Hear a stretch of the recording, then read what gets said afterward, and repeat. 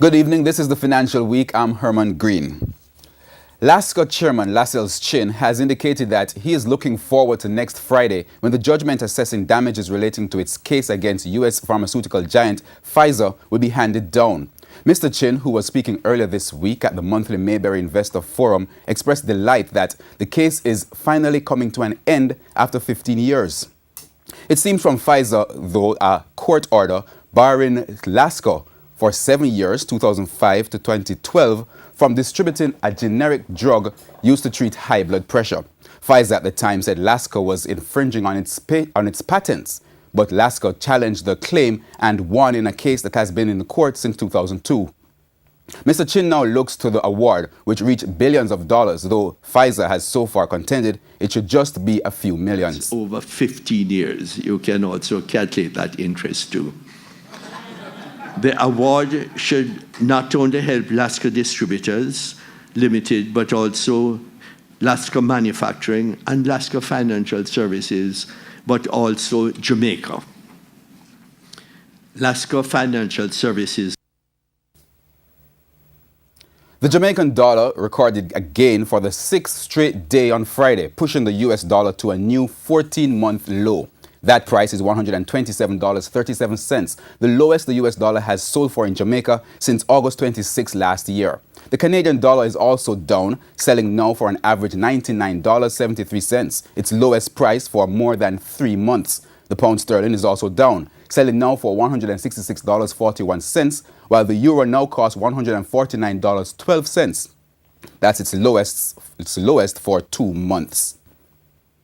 Palace Amusements says popular shows and well-known characters in the movie industry helped it to record strong profit growth in the last financial year. The company recorded profit of more than $33 million in the year up to the end of June, a figure which was more than double the outlay of the prior year. The company said it also saw a growth in attendance at the cinemas. Attendance was up 3%.